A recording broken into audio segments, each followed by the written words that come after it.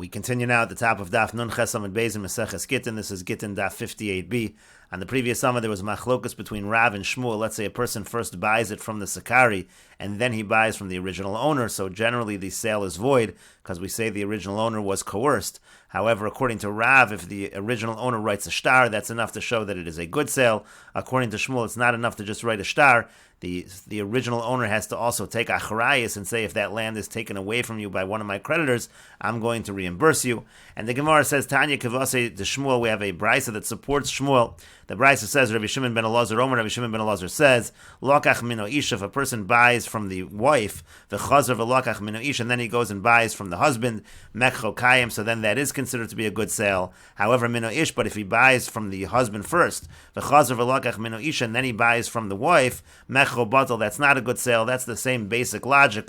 The idea is that the wife feels she is coerced if the purchase was first made from the husband, and now she has to sell the portion that she has in the property that she brought into the marriage. So then she feels she was coerced. It's not a real sale. That's why it's mekcho batal, very similar to the situation where you're buying from the sikrikon and then buying from the original owner. Again, the sikrikon had forced the property away from the original owner, but then it says in this brisa, chetichtov lo achrayis, until or unless she writes from achrayis, meaning if the wife takes achrayis on that portion which she is selling, so then that shows that she's serious about selling it, and that's exactly what Shmuel said as well, that achrayis is what signifies that it is a good, effective sale. And the Gemara says, Neima te'ave tiyufta de Rav, let's say that this is a refutation of Rav. This brisa seems to go against Rav. Amar loch Rav, Rav can say to you, my achrayas nami. No, what does the word achrayas mean in this brisa? It means shtar, it means a document. It doesn't mean that you have to actually take achrayas. It just means that if a shtar is written up, if there's a document, that signifies that it is a good sale. And the Gemara continues, Tanu Rabbanon, the rabbis taught, Lokach min ha-sikrikon, let's say a person buys from the sikrikon, v'yachla shalosh shanim b'fnei bailim, and he has it already for 3 years, he keeps the property in front of the original owner, and the owner does not protest at all. V'chazur mechar la'achar, then he goes ahead and he sells it to somebody else. Ein la bailim al-lokeach sheni klum. That original owner has no claim against that second purchaser. And the Gemara says, Hechi dami, what exactly is the case over here? So if the person is making a claim, meaning the original person who brought it from the sikrikon, he's making the claim that I bought it properly from you. This is referring to, Rashi will explain, but this is referring to what it said in the Mishnah. The Mishnah said that there's a halacha that if you buy from the sikrikon, you have to pay a quarter of the value to the original owner. So if the person is saying that I paid what I needed to pay and this was a legitimate sale, afilu rishon nami, what do you have to talk about the case where the person bought it and then had it for 3 years and then sold it to somebody else, and now the owner can't come to the lokeach sheni, he can't come to the lokeach rishon also, even if the lokeach rishon never sold it to a lokeach sheni. But if he's making a claim and he's there for 3 years, so he doesn't owe the original owner anything. And he delo kata in varaminach zavna. Now, if that first person is not making any claim that he rightfully purchased it, so afilu sheni namilo. So even by the second one also, why is the second lokeach any better? If the first one's not making a claim and the first one therefore is not able to keep the property, so then the second one also should not be able to keep the property. Amar Rav Sheisha says, Leolam delo katainle. Really, the case over here is that there is no claim that's being made. Uchagon zeh toanin liyoresh v'toanin lelokeach. But in this situation where you have a second purchaser, so we claim on his behalf, just like we make claims on behalf of an inheritor, and we make claims on behalf of lokeach, that's what's happening over here. The lokeach sheni, he can't make any claim because he doesn't know what happened with the first purchaser, but we make the claim on his behalf, and we say that first person was there 3 years, and we'll make a claim that he purchased it appropriately, and therefore the lokeach sheni can keep it, doesn't owe anything to the original owner. V'idach, however, the other one, meaning the lokeach rishon, so itoin in, so if he makes the claim, yes, he has a chazak, he's been there for 3 years, that would work.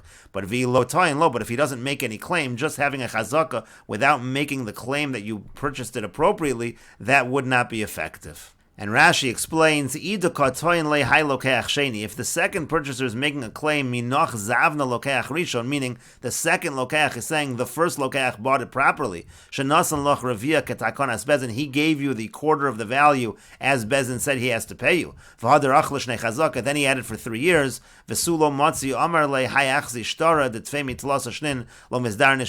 that point in time, he's not able to say to him, show me your shtar, because more than 3 years, a person doesn't necessarily keep keep the shtar. So my area chazru machar la'acher. What do we have to talk about a case where the lokeach rishon sold it to a lokeach sheni? Afi lokeach rishon nami basar dach l'shnei chazaka. So to buy the first lokeach, after he has it for the years of chazaka for 3 years, you have a toin lechazartu lakachtia mimchot ketakonas chachamim zeh shalosh shanim tanase taina. If he says, I bought it from you properly, I paid you the quarter of the value as the chachamim said, and I had it for these 3 years, that would be a good claim. Why do we need to talk about the lokeach sheni making the claim? The lokeach rishon can also make the claim.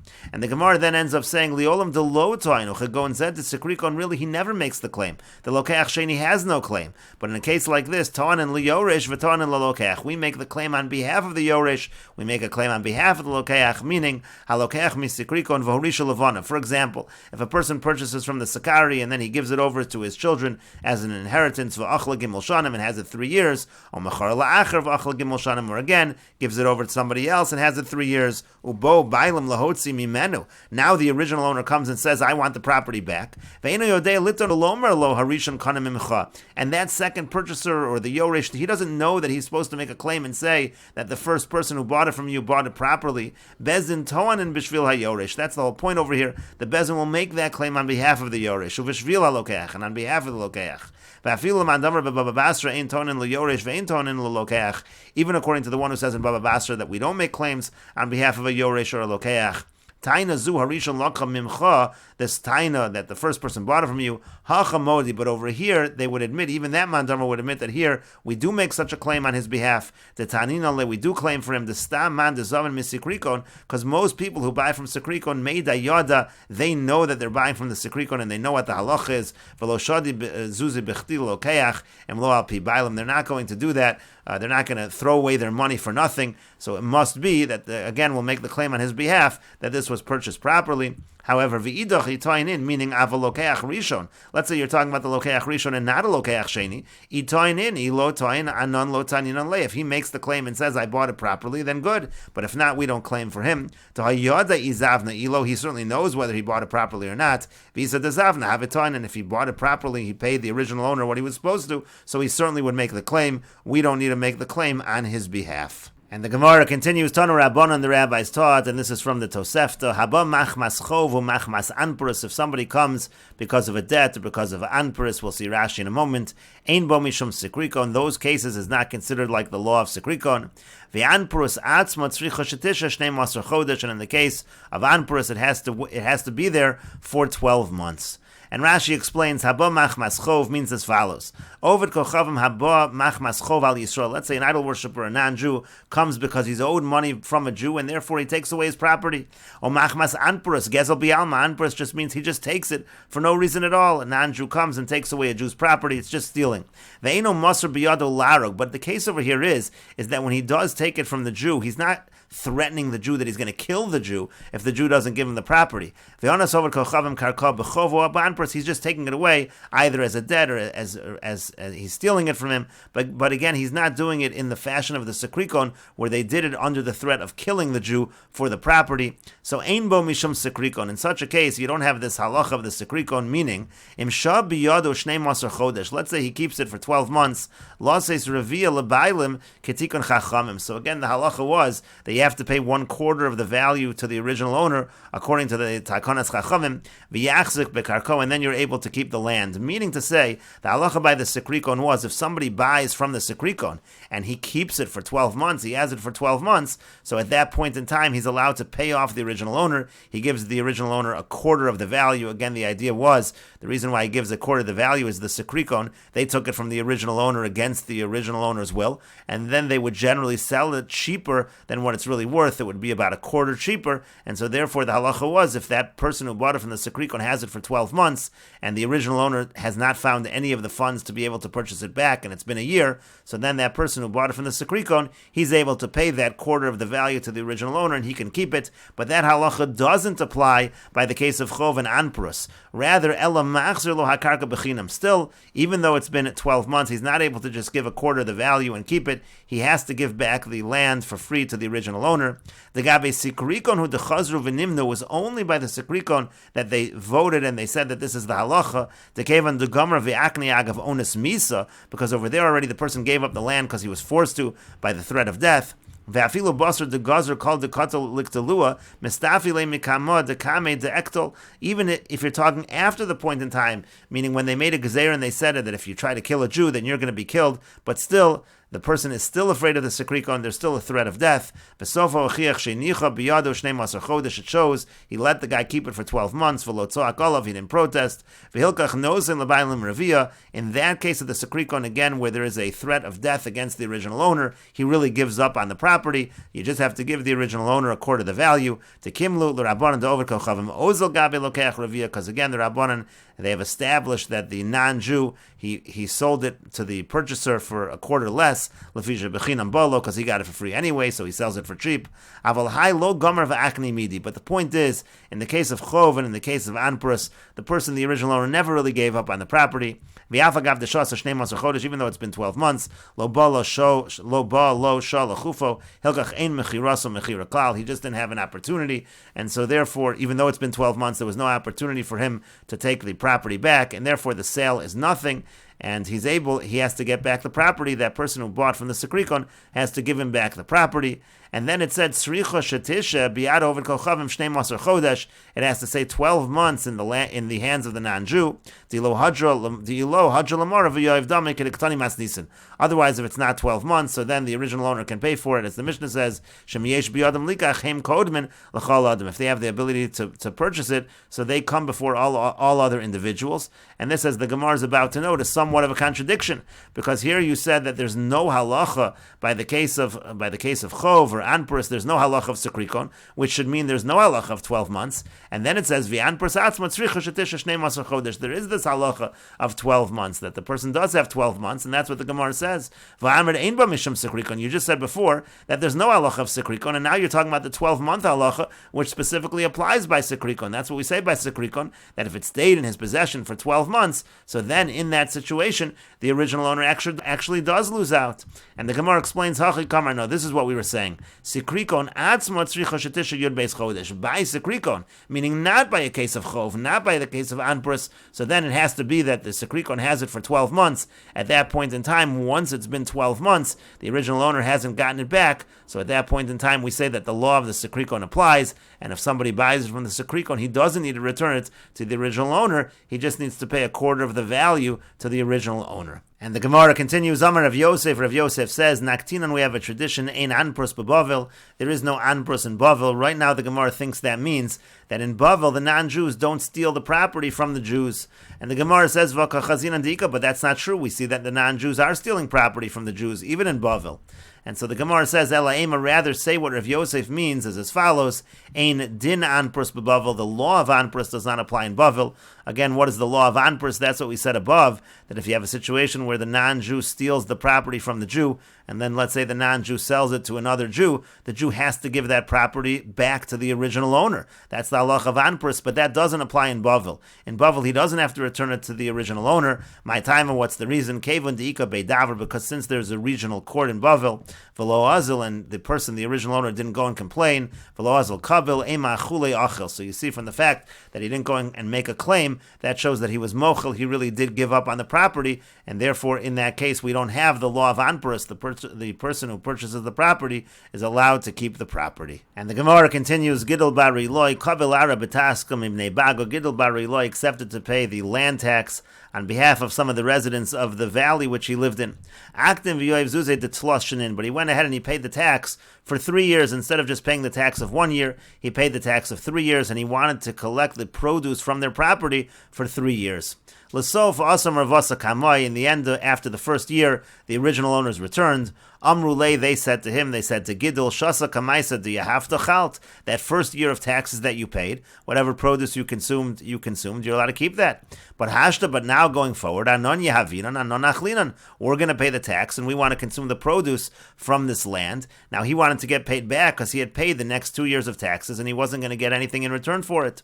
So Asal Akami de Rapapa, so they came before Rapapa. Savar Lemichtav Le Tirfa Abnei Bagan. So Rapapa thought that Gidol Bar Riloi was correct and he was going to write a shtar against the people who lived in the valley on behalf of Gidol Bar Riloi, that he could collect back the money that he was losing here.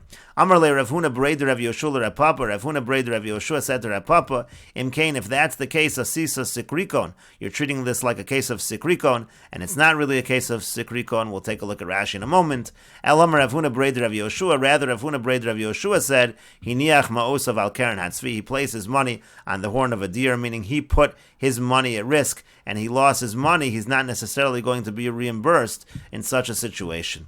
And Rashi says, Riloi kach shemo, again, his name was Gidol Bar Riloi. Taska maskarka, this is talking about a land tax. Bnei Baga, Bnei Habika. Bnei Baga are the people, the residents who live in the valley. And Rashi explains, Kachayim in Hagav, the minhag over here was as follows, Poskim mas al kol habiko, lo says kach v'kach l'shana l'melech. The government, the king said, on the entire valley, this amount of money has to come in from the residents of the valley, however you want to divide it up. V'heim mechalkin hasodas beineim v'nosin kol echad mas l'fi chelko hamagiu, and they would divide up. Everyone owns a certain percentage of the property of the valley, and according to that percentage, that's how much each resident should pay towards the tax. V'nosin le'echad, they would give all of that money to one person. V'hu nosno legabe hamelech, and then he would give all of that money to the gabai of the king, the person who's collecting the tax on behalf of the king. Now let's say somebody, one of the individuals who owned one of the fields in this valley, he left. But still, the gabai of the king would always claim from the people of the valley the entire tax, including the portion of whatever resident was not there. They still had to pay the whole thing.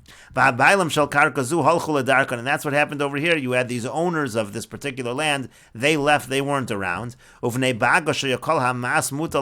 the people of the valley, they had to pay the whole tax. They said, Gidol, you'll pay the tax on behalf of these absentee owners, but in exchange for that, you'll get the produce from their land. So Gidol went ahead and he paid the king the tax for 3 years. He advanced the taxes for 3 years. And so now he wanted to get paid back because they came back after 1 year. So Tirfa, so again, Rav Papa thought to say, we should write a shtar mi bezin, litrof mi karkoz shalahem, masha. That tax which he paid on their behalf, he is allowed to collect it from their property. We should write a shtar that allows him to do that. She'ilu lo bo habaylam litrof mi mena lo yamafsid klum, because had the owners not come to collect from him, he wouldn't have lost anything. Umeata sheyochlu acherim yitol hamelech monso mehem, velo yale elu becheshben, v'nimsa zeh mafsid masha. But now that you have a situation where they have returned, so now all of these taxes that he paid is really for nothing. He's losing out. He's not getting anything for it. So that's what they originally thought. But then Rav Huna Breder Rav Yoshua said that's not true. Imkain asisa hadavar kedin sikrikon. If that's the case, you're basically treating this like sikrikon, meaning de'amrinan b'mishnah achrona she'ino mafsid klum. What did we say in the last teaching of the Mishnah? We said by sikrikon, let's say a person buys from the sikrikon. Again, the sikrikon are people, these non-Jews who take away property from the Jews, and now let's say a Jew purchases from the sikrikon. We said that Jew who purchases from the sikrikon, he doesn't lose out. He doesn't have to return the property to the original owner. It's considered a good purchase. He's allowed to take the property, and he just pays the owner whatever amount he was able to pay cheaper because he bought it from the sikrikon. Let's say we say a quarter. He was able to save a quarter. That quarter he should pay to the original owner. Or let's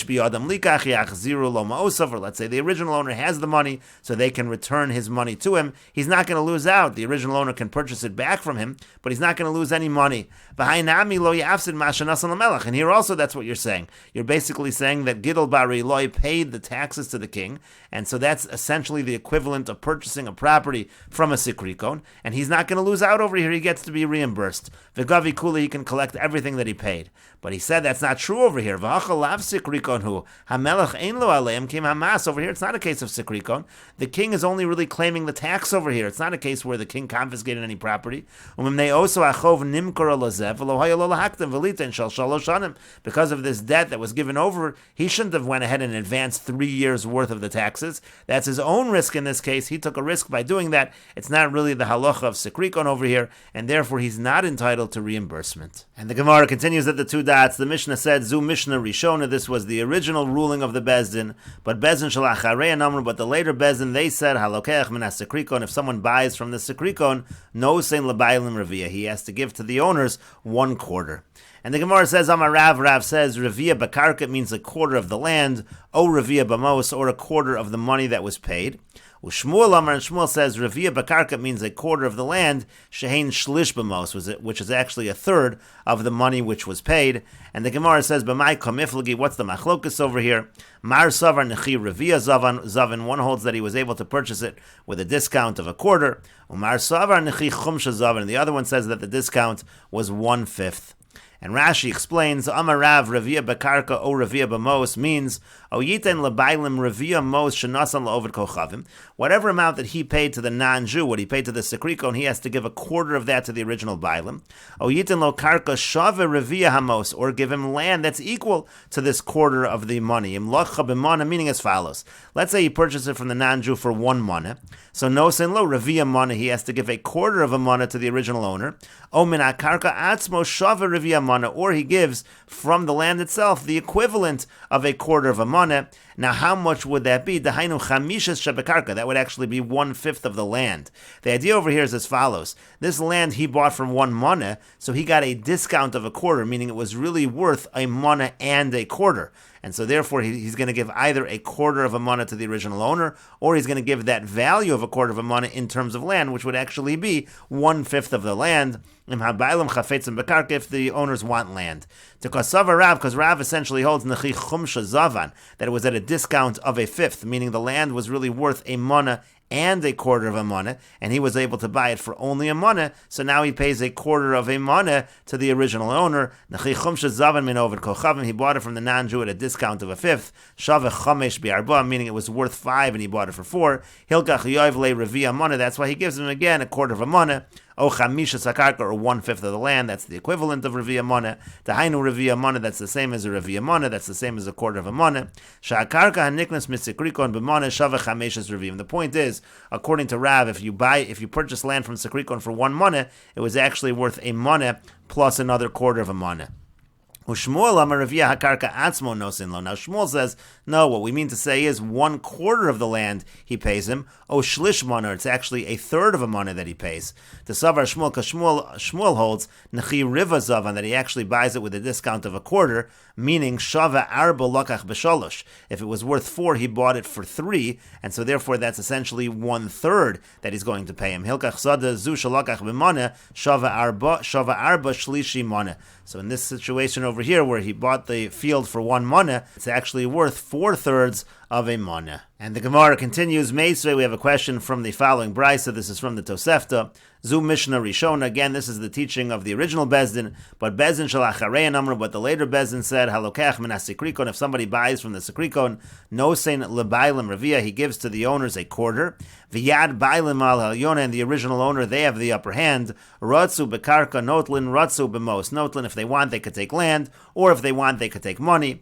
And Amosai, and when is that true? Bisman she'in biyad and likach. That's if the original owner doesn't have money to purchase. Avol yesh biyad and likach, but if the original owner has the money to purchase back the land, hein kodman l'chol adam, they come first. They're the first ones that are able to redeem it from the Sikrikon before anybody else. Rebbe Hoshe Bezin v'nimnu, but Rebbe set up a Bezin and decided as follows: Shem shoasu b'fnei Sikrikon shnei masar chodesh, that if the Sikrikon had it for 12 months, so at that point in time the original owner does not take precedence. Kol hakodem lika achzocha, anybody who purchases from the Sikrikon first, he gets it. Avol nosin l'bailim revia bekarko revia b'mos, but he has to give to the original owner a quarter of the land or a quarter of the money, and you see clearly, like Rav, it's revia bekarka. It's a quarter of the land and not like Shmuel. And the Gemara answers on behalf of Shmuel. Amar Rav Ashi. Rav Ashi says, Kitanya ahi, what's that brisa talking about? La'achar shabo mos liyadr. You're doing the calculation after he has actually already received the money. Essentially, it really means 1/3, as Shmuel said. And Rashi explains, again, the brisa said, Zu Mishnah Rishona, this was the original ruling of the Bezdin, Reisha Demasnisim Dekatani Mecho Batal. That's the beginning of the Mishnah, which says that if you buy from the Sikrikon, it's not a good purchase. That was the original ruling. But then they said, no, it is a good purchase, and you just give a quarter to the original owners. O Revia B'mos V'kasha L'Shmuel. It said Revia B'mos, which was the language that Rav used. It seems to be difficult according to Shmuel. And the Gemara said, no, Kitanya Revia B'mos La'achar Shabo Shlish Hamos Liyad Habaylim Kishmuel Kari Lu Revia. Really, the brisa means exactly what Shmuel says. We're referring to it as a Revia, even though it's really a third. And Rashi explains the math. Shlosha Shlishi Nasan Lo Ovid Kochavim. Whatever he paid to the Ovid Kochavim, view that as 3/3 of the payment. V'lazeh shlish, meaning to say whatever he paid to the Oved Kochavim, divide that up into 3, and now give 1/3 to the original owner. Harei Arba, that's going to be a total of 4 portions. In other words, you're paying the Oved Kochavim a certain amount, and then you're paying the original owner 1/3 of whatever you pay the Oved Kochavim. The total is going to be divided up essentially into 4 components, so we're referring to it as 1/4, but it really is 1/3 of what was given to the non-Jew. And that's what it means to say you give to the owner a quarter of the land. Or it's going to be the amount of money that it will be a quarter when you count all of the money that you've given both to the non-Jew and the original owner. If you add up all of the money that you gave to the non-Jew and the original owner, then it's going to end up being that you gave the owner a quarter of the total, which really again is 1/3 of that which was given to the non-Jew. That's what he means to say. That's what Rav Ashi is saying. La'achar shabo mostly adu. After all the money has been given, we refer to it as a quarter, but maybe it really is 1/3, as Shmuel said. And the Gemara continues on my Rav. Rav says, and we will continue with this discussion in the next video on Daf Nun Tes Amud Aleph.